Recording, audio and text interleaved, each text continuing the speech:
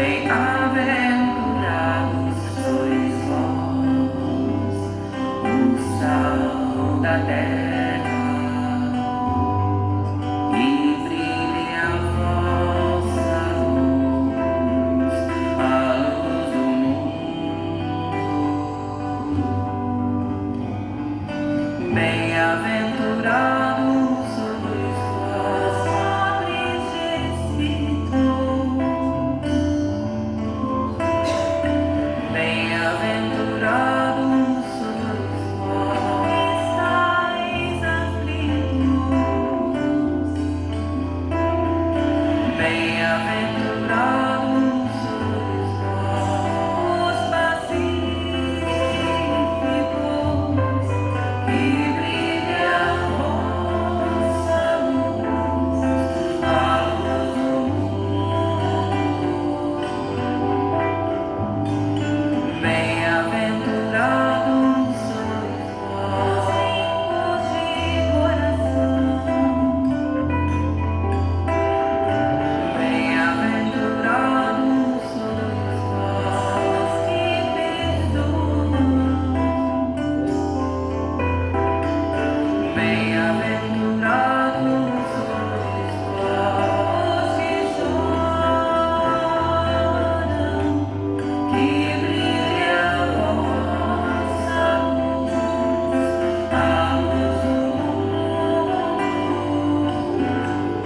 Que brilhe a vossa luz, a luz do mundo.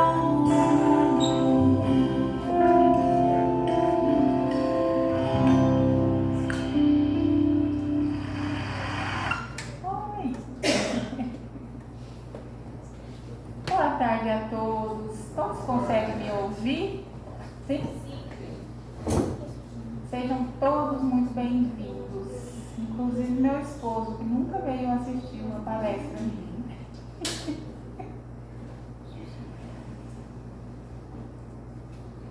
Sobre o tema de hoje, os limpos de coração, eu fiquei refletindo assim, porque como nós somos convidados a vir expor uma reflexão, geralmente nós escolhemos o tema, e eu disse que o tema me escolheu.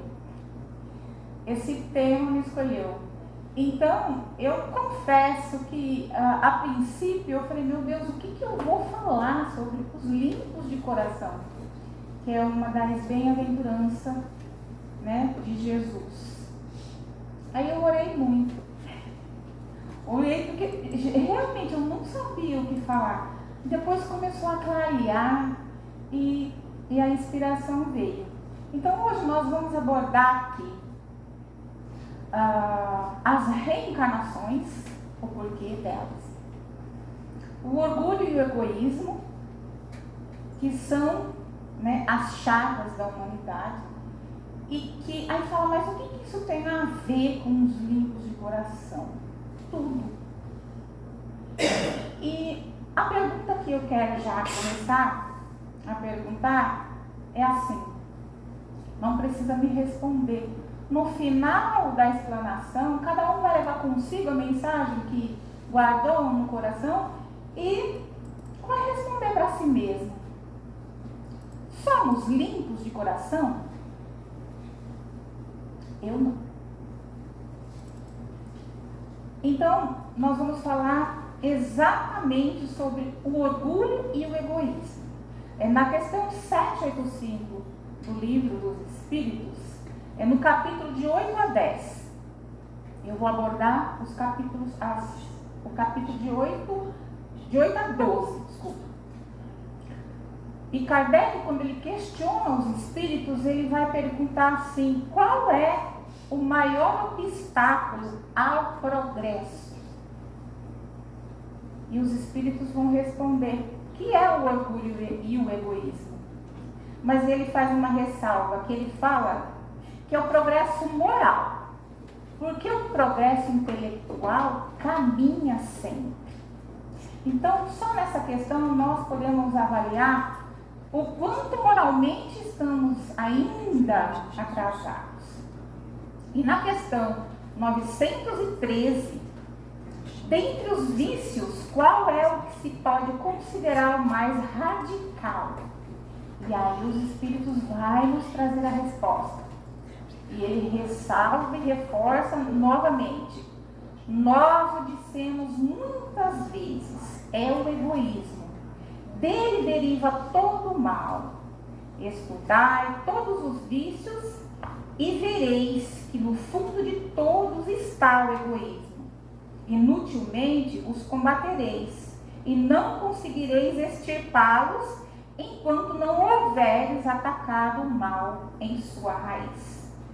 Não houveres destruído a causa, que todos os vossos esforços, portanto, tendam para esse objetivo. Porque aí está a verdadeira chaga da sociedade. Todo aquele que quer se aproximar desde essa vida da perfeição moral deve extirpar do seu coração todo o sentimento de egoísmo, porque o egoísmo é incompatível com a justiça divina. E o amor e a caridade, ele neutraliza todas as outras qualidades. Qual é o meio de destruir o egoísmo? E aí Kardec pergunta, qual é o meio?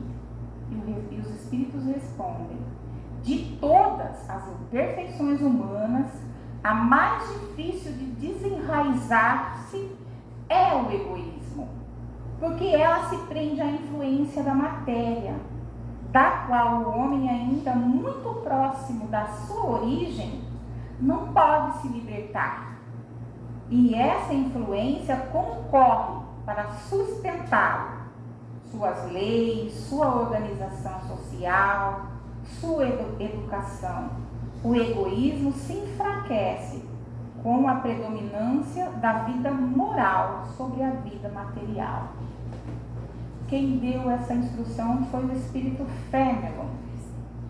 Então, quando nós nos elevamos moralmente, já procuramos entender sobre o bem a fazer e o mal a não praticar, nós estamos reforçando a nossa moral. No entanto, ele diz, reforçando, que o egoísmo ele enfraquecerá com a predominância da vida moral sobre a material. Kardec, ele faz uma consideração. Esse capítulo do 8 ao 12, pessoal, eu tirei apenas alguns trechos, porque eu vou deixar como uma lição de casa para vocês. Por quê?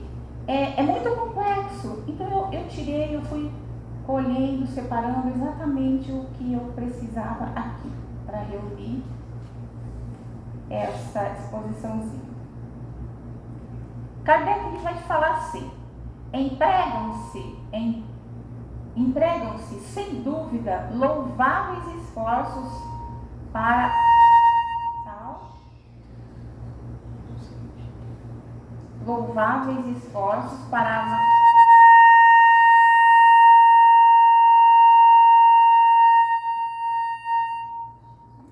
tirar o agudo.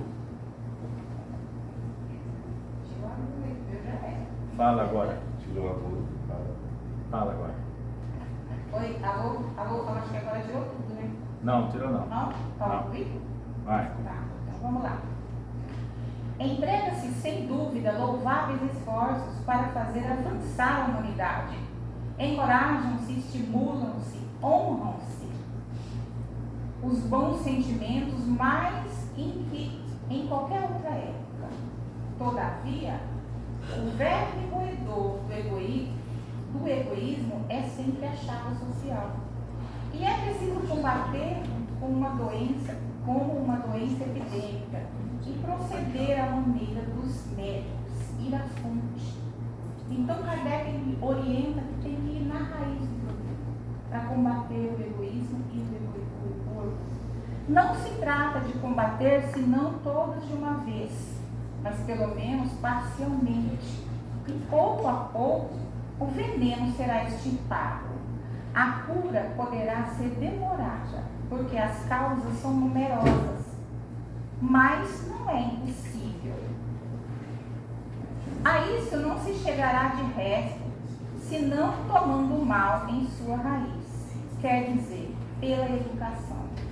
Enquanto nós não aprendermos a nos educar moralmente, fica difícil nós avançarmos moralmente. E ele fala que não é essa educação que faz homens instruídos, mas ele reforça, mas aqueles que têm de fazer homens de bem. A educação, se bem entendida, é a chave do progresso moral. Ele fala que não é a educação que faz homens instruídos. E ele reforça de novo, precisamos avançar no que se diz respeito à nossa moralidade. E o egoísmo é a chave de todos os vícios, como a caridade é a fonte de todas as virtudes.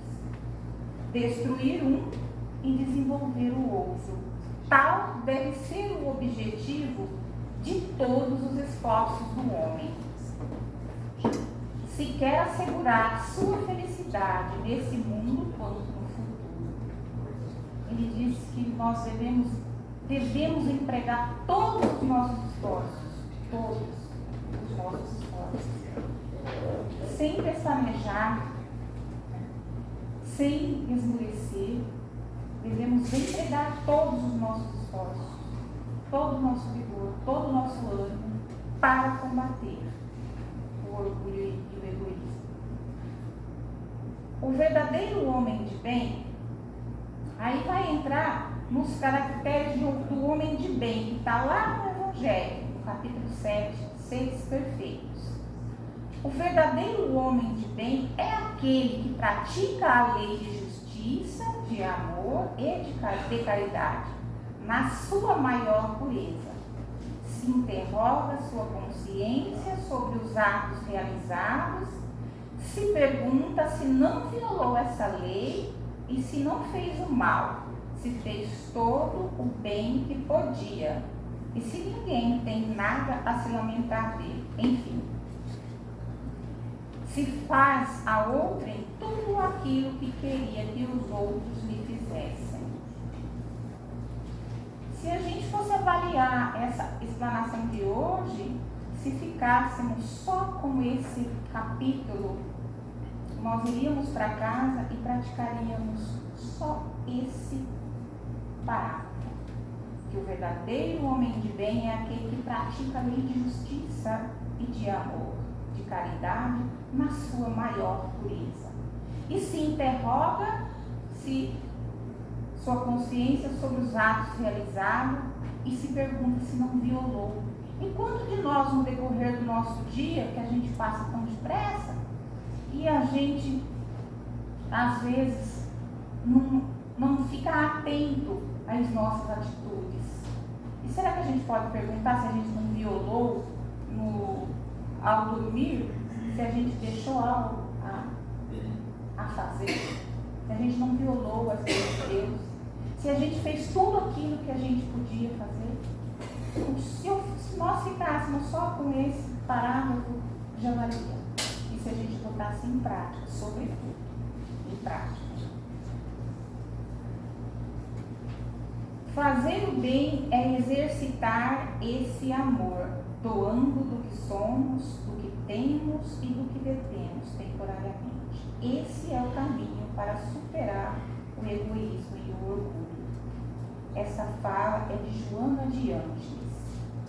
Fazer o bem, exercitar o amor, doando do que somos, do que detemos, do que temos temporariamente. Esse é o caminho para superar o orgulho e o egoísmo. Agora nós vamos entender o porquê da reencarnação. Por que a necessidade de nos reencarnar? E nós não vamos ler todas as perguntas, eu não vou ler todas as perguntas, porque são várias, eu tirei só as que eu achei importantes para o momento. No capítulo 4, que fala da pluralidade das existências. Não só você, tá vendo, Anderson? das perguntas 166 a 70. Então, as que eu não li, eu deixo a liçãozinha de casa para vocês lerem todas e refletir, reforçando aquilo que a gente está falando aqui, tá? Na questão 167, quando Kardec questiona os espíritos, ele vai perguntar qual é o objetivo da reencarnação. Aí os espíritos vão dizer: expiação, aprimoramento progressivo da humanidade, sem o que onde estaria a justiça? Aprimoramento progressivo. Aqui já fala da necessidade da reencarnação, de nós reencarnarmos quantas vezes for necessário a nossa elevação. Então não tem como fugir da reencarnação. Em resumo, não tem outro meio de nós nos depurar senão pela reencarnação. Para acontecer a transformação é necessário a prova, a matéria.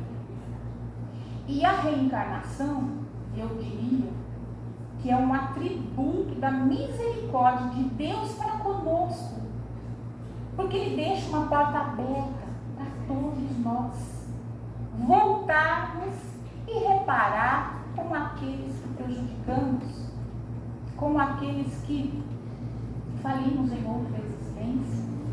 Então, só aí a gente já vê a bondade e a misericórdia do Pai para conosco. E Ele diz, é como se Ele dissesse: vai, meu filho, tenta mais uma vez, esforça-te mais uma vez, eu estou aqui a te esperar, eu estou aqui te esperando. Essa é a vontade do Pai, que todos nós nos limpemos, todas as nossas manchas, tudo que a gente fez, que a gente prejudicou outros, através da reencarnação. Por isso que eu disse que tinha tudo a ver com o tema de hoje, que é limpos de coração. Por isso da necessidade da reencarnação. Senão, como que a gente vai conseguir se limpar? Qual é outro meio? Não existe outro meio de nós nos depurarmos, de nós nos purificarmos. E é só através da reencarnação.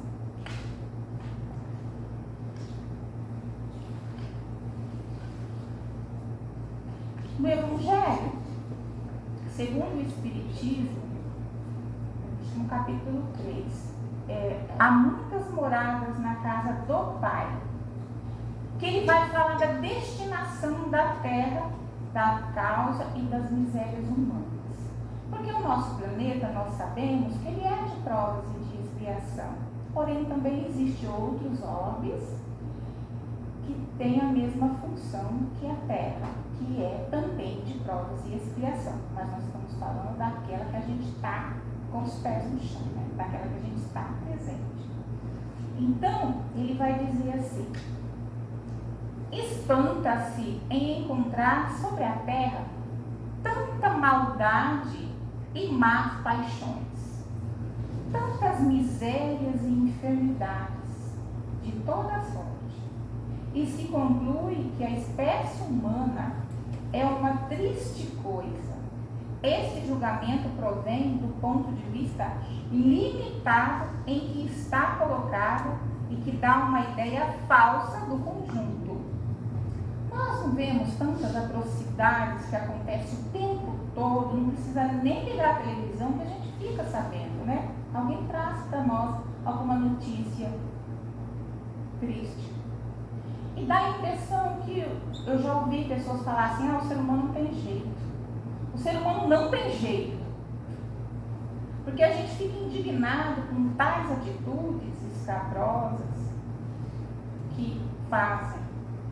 E aí, Kardec vai dizer que é preciso considerar que sobre a Terra não se vê a humanidade, mas apenas uma fração delas.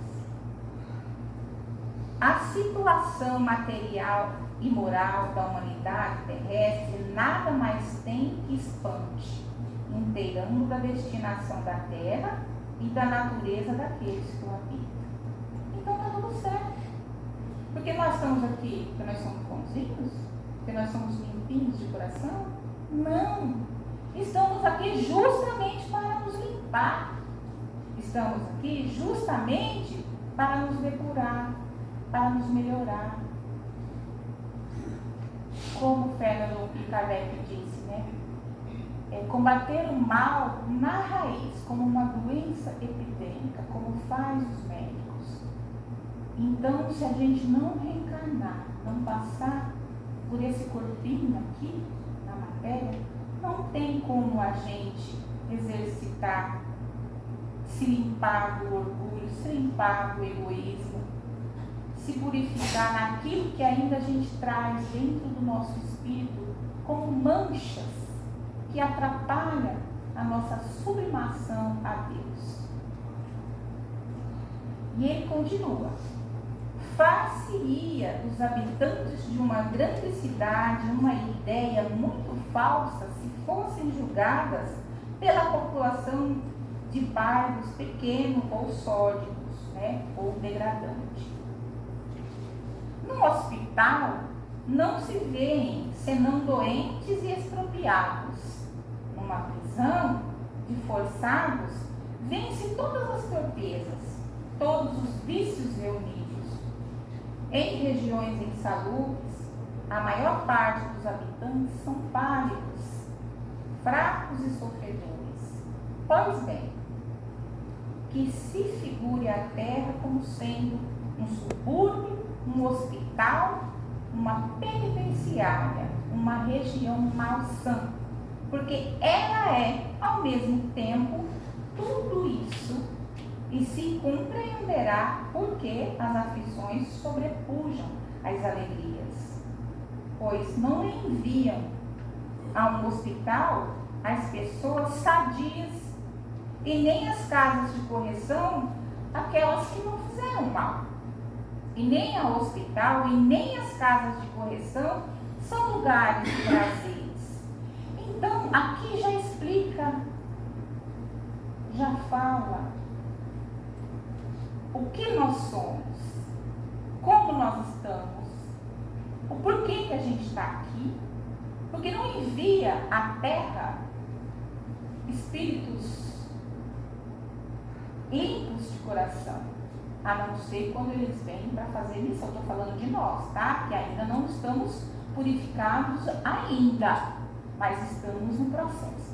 Por isso que eu estou dizendo que tudo tem a ver a explicação sobre a reencarnação para podermos entender a nossa real situação e o que a gente pode fazer a partir desse conhecimento, a partir dessa mente que se abre. Porque às vezes a gente caminha pela Terra e a gente caminha uma encarnação inteira vazio, sem praticar a lei de justiça, sem aprender a ser aquele homem de bem que Kardec disse ali atrás, logo atrás, que é preciso ser um homem de bem e praticar a lei de amor, de justiça. Ora, da mesma forma que numa cidade toda a população não está nos hospitais e nem nas prisões, toda a humanidade não está sobre a terra. Como se sai do hospital quando se está curado, e das prisões quando se cumpre o tempo. Então o homem deixará a terra por mundos mais felizes quando está curado das suas enfermidades morais. Entendem por que nós ainda não somos limpos de coração? Deu para entender? Está claro? Então nós vamos deixar esse plano de prova e expiação quando tivermos limpado tudo que atrapalha, tudo que entrava o nosso progresso, a nossa sublimação para Deus. Quando eu fui pesquisar lá brunir significa dar lustro, fazer brilhar o polimento ou alisamento. Então, as reencarnações automaticamente vamos dizer que ela faz com que nós nos esforçamos pela dor, pelos sofrimentos, pelas misérias, por tantas outras coisas, fazer a nossa luz brilhar, e que brilhe a vossa luz. Como disse na canção, fazer brilhar. Todos nós estamos aqui para esse processo, nos fazer brilhar, nos limpar. E acrisolar significa purificar-se através das privações, dos sofrimentos, das dores, das dificuldades e dos obstáculos. O sinônimo de burilado é aprimorado, aperfeiçoado, apurado, alinhado, ornado, polido, relocado, esmerado, requintado. Então, aí cabe a nós não perder a oportunidade da reencarnação e nos burilando, nos esmerando para se limpar, nos esforçando com aquelas mazelas que nós sabemos que trazemos ainda em nosso coração. Eu estou lendo No Céu da Gália. No Céus da Gália, eu comecei a ler agora. Isso era 58, se não me falha a memória, antes de Cristo. Foi uma reencarnação de Kardec. Ele era um sacerdote druida. E naquela época, o sacerdote era chamado de mestre. Isso 58 antes de Cristo. E ele dizia assim, eu tirei essa frase que eu achei providencial. Sem um verdadeiro sentido de elevação, não nos basta transmigrar de corpo em corpo todo o desequilíbrio que viermos causar a elas repercutirá sobre nós mesmos. E quando eu fui entender assim o sentido de elevação, então a gente vem agora nessa reencarnação presente, qual é o sentido para cada um de vocês? Qual é o sentido dessa reencarnação? Qual é o propósito? Aqui viemos, cada um fala por si mesmo. Então ele fala que não adianta encarnar, desencarnar, do berço ao túmulo, do túmulo ao berço, se a gente não dá sentido a essa vida, a essa reencarnação. É preciso que nós atentemos para a nossa moralidade, que nós possamos nos elevar moralmente. E assim a gente vai combatendo em nós aquelas mazelas que ainda são tantas, mas como Kardec disse em sua consideração, não é rapidamente, não é de uma só vez. Ali ele está falando da reencarnação. Não é de uma só vez que nós vamos combater e conseguir nos elevar, nos purificar, nos alinhar com a justiça divina. Não é de uma só vez. Por isso que a reencarnação é tão importante para que nós aprendemos, nos melhoremos e avancemos através da nossa boa atitude, do nosso sentimento, das nossas ações.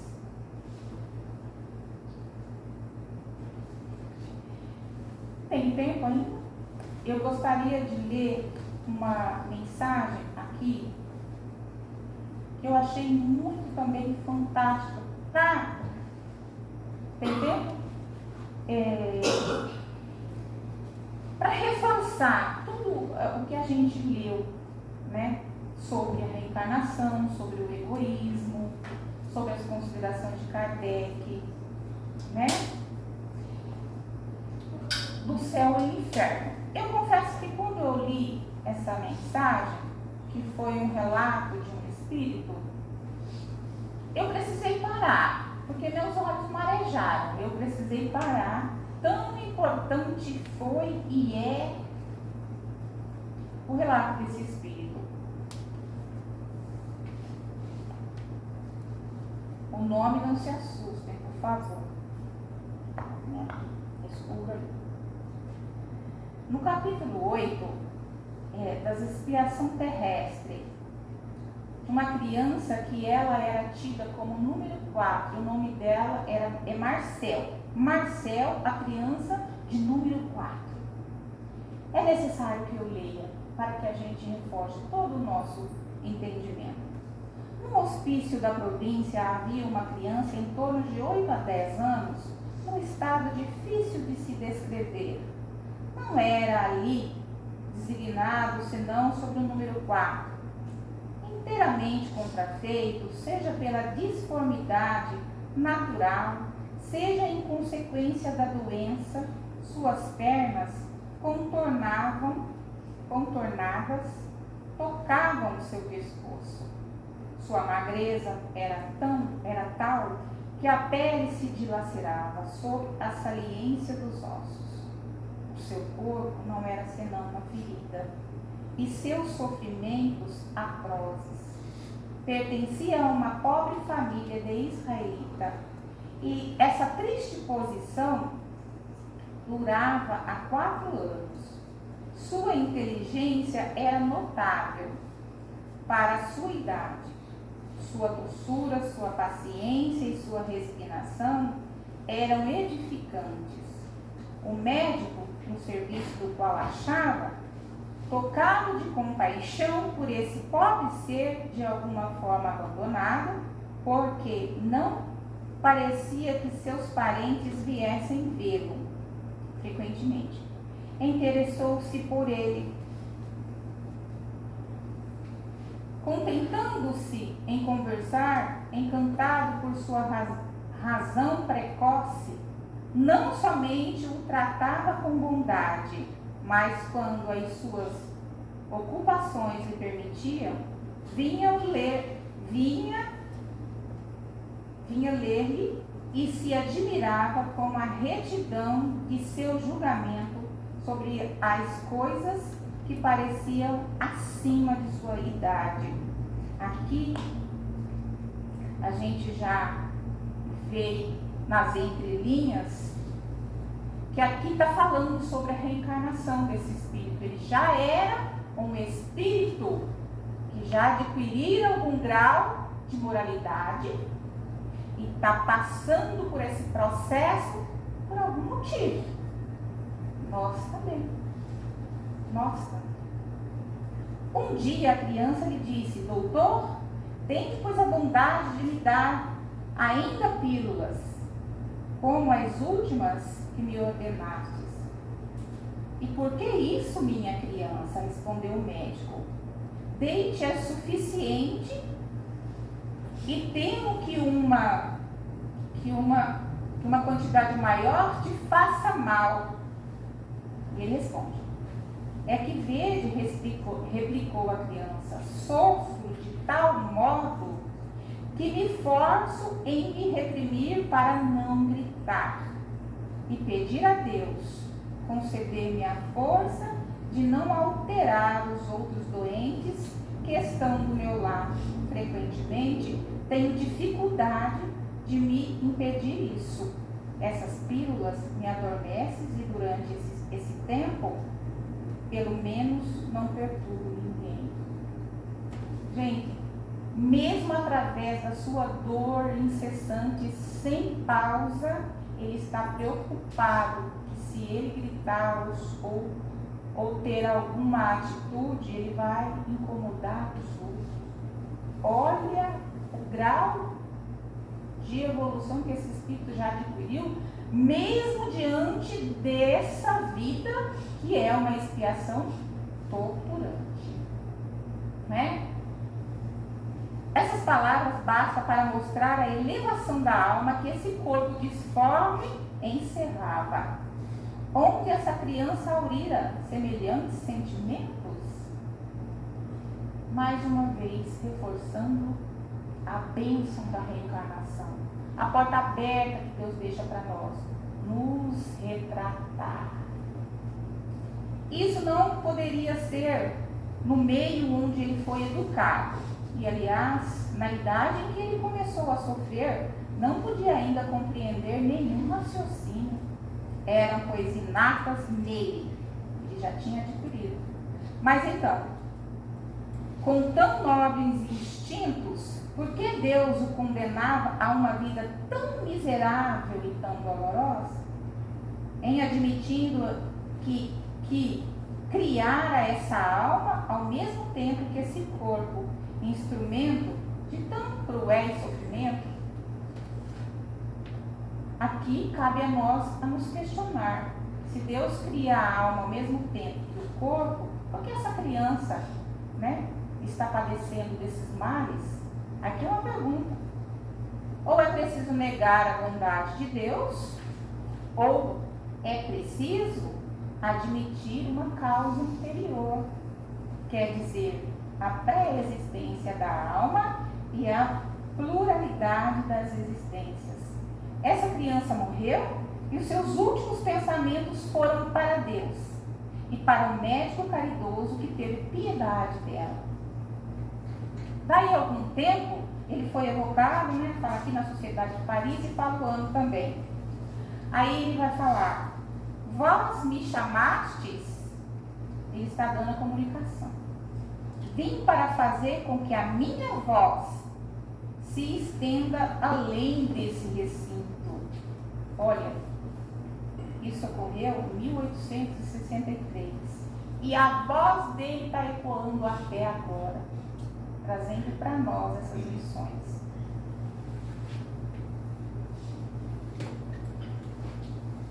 Vós me chamastes, vim para fazer com que a minha voz se estenda além desse recinto, para atingir a todos os corações, que o eco que ela fará vibrar se estenda até na solidão.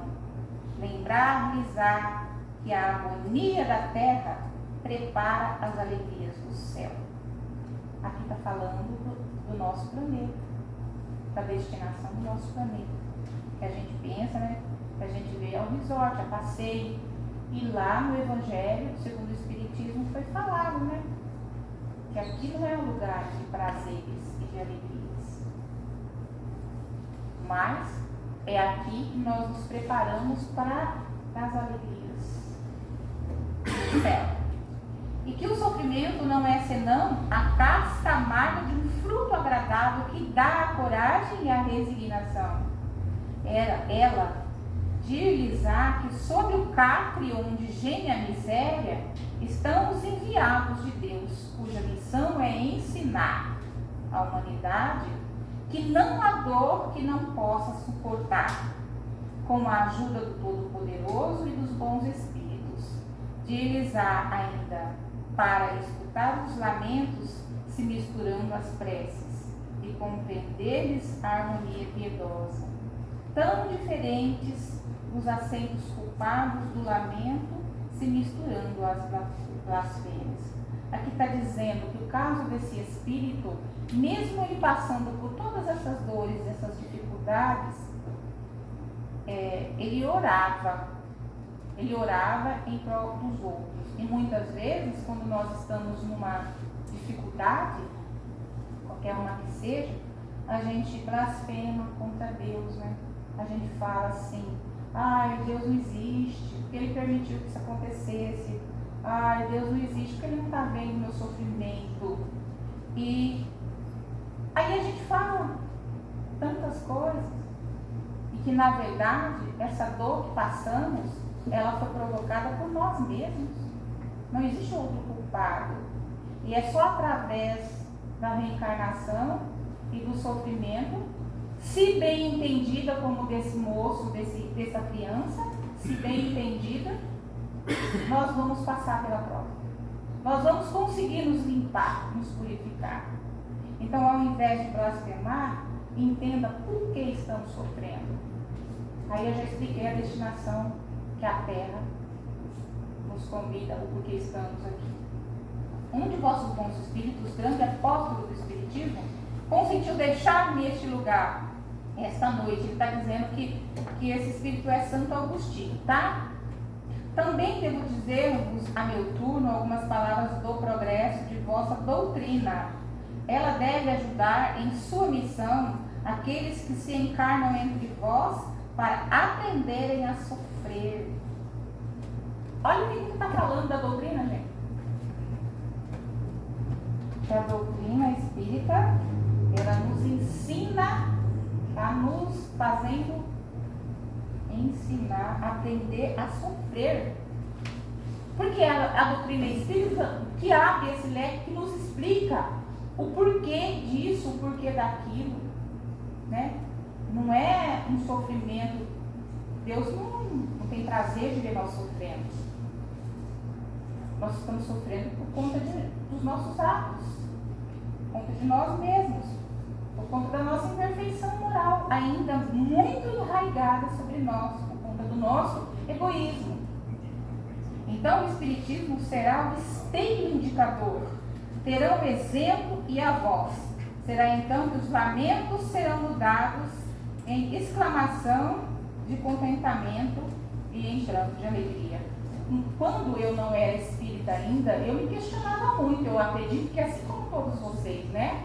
Por que me aconteceu isso? Por que me aconteceu aquilo? Então, quando a gente começa a estudar a doutrina espírita, a gente entende o porquê. E aí, não é que vai ficando fácil, a gente aceita melhor a dor, a dificuldade, a doença, a perda de um ente, a perda de, né? E assim a doutrina espírita vai nos confortando. Parece, segundo o que acabais de dizer, que os vossos sofrimentos não eram a expiação de faltas anteriores. Foi feita uma pergunta para ele e ele responde: eles não eram uma expiação direta, mas estejais seguros de que toda dor tem a sua causa justa. Todos que sofrem têm uma razão, um motivo. Ninguém está aqui sofrendo injustamente. Aquele que conhecestes tão miserável foi belo, grande, rico e adorável. Eu tinha lisonjeadores e cortesãos. Eu era vão e orgulhoso outrora. Fui bem culpado, reneguei a Deus e fiz o mal ao meu próximo. Aqui ele está falando de uma vida anterior que ele teve, tá? Mas eu espiei cruelmente, primeiro no mundo dos espíritos e em seguida sobre a terra. Isso que suportei somente duraram alguns anos. Nessa última e muito curta existência, sofri durante uma vida inteira até a extrema velhice. Ele disse que uma vida anterior a essa, que ele viveu pouco, ele sofreu até a velhice, purgando ali, porque em outra época ele foi, tudo isso que ele falou aqui, prejudicou, né, abusou, maltratou e blasfemou a Deus. Então, percebem que não existe castigo. A princípio, quando a gente lê o trajeto e o que está acontecendo com esse espírito, a gente se compadece, é lógico, que a gente tem sentimento. Mas existe uma base. Por isso que Kardec fala, é preciso para nós combatermos o mal em nós ir na raiz do problema. E qual que é a raiz do problema? Dentro de cada um de nós. O nosso comportamento, as nossas atitudes. Então, ele sofreu com louvor. Ele teve uma sublimação maravilhosa, porque ele conseguiu passar por essa fase difícil. Por meu arrependimento, reentrei em graça diante do Senhor, que se dignou confiar-me várias missões, cuja última vos é conhecida, sob o nome de Marcelo. Solicitei-lhes para arrematar a minha depuração. Ele pediu, ele disse que ele solicitou essa reencarnação para arrematar, para limpar o resto de dívida que ele devia, para se purificar de todas as manchas, de todas as coisas que ele já havia feito em outras existências. Adeus, meus amigos, ele está se despedindo. Retornarei algumas vezes entre vós.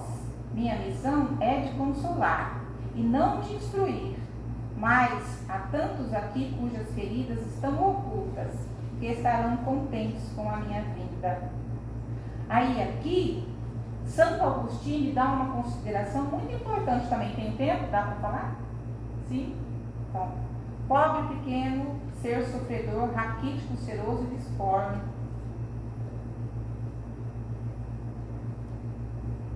Quantos gemidos fazia ouvir nesse asilo de misérias e de lágrimas, e malgrado a sua tenra idade, como era designado e como a sua alma já compreendia o objetivo do sofrimento, sentia bem que além do túmulo esperava uma recompensa por tantos lamentos abafados, também como ele orava por aqueles que não tinham como ele a coragem de suportar. Sua agonia foi longa, a hora da sua morte não foi terrível. Eis-me, Senhor, que me desses por missão ensinar a sofrer. Então ele fala que ele veio aqui para ensinar nós a sofrermos. Em nenhum momento ele reclamou do estado dele, ele blasfemou com Deus, achou que era injustiça. Em nenhum momento ele já tinha entendido. E quando ele pede a Deus essa reencarnação como esse espírito, ele pede para arrematar, para fechar o ciclo, para se limpar. Então ele conclui a tua evolução, a tua ascensão. E lá na questão 170 do Livro dos Espíritos, que Kardec pergunta: em que se transforma o espírito depois da sua última reencarnação? Espírito bem-aventurado, que é um espírito. Então, para não decepcionar ninguém, toda dor, todo sofrimento, todo o trajeto que estamos percorrendo, elevamos o nosso pensamento a Deus, voltamos à doutrina espírita com as suas explicações e vamos mudar a rota, vamos adequar o nosso caminho, vamos retificar o nosso caminho, não é? Assim nós vamos ser espíritos bem-aventurados, limpos de coração, para que um dia, quando todos nós tivermos a última reencarnação concluída, arrematada, nós não vamos precisar mais reencarnar nesse plano de dor e de sofrimento. É isso. Que Deus abençoe a todos. Você quer passar? Não precisa. Você sabe. Você faz a prece para nós? A prece? Isso.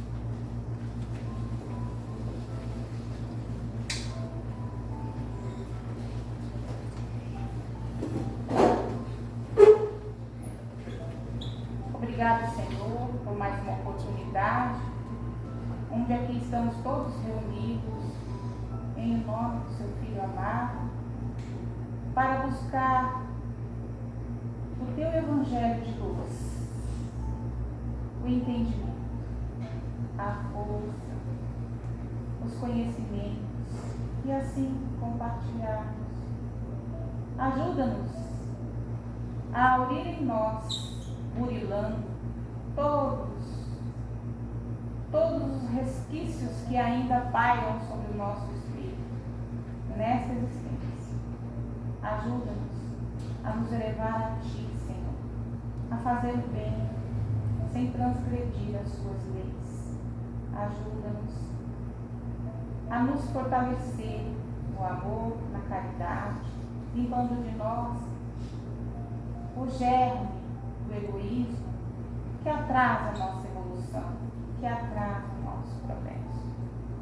Obrigada, Senhor, pela bênção da reencarnação, e que cada um de nós agora conscientizados do propósito e do sentido de elevação que a reencarnação nos propõe, ajuda-nos a retificar a nossa rota, a nos melhorar, a nos corrigir, nos limpando de toda mácula, de toda mancha, de tudo que atrapalha a nossa evolução moral, para chegar até Ti, meu Pai, como espíritos puros, bem-aventurados, regozijados,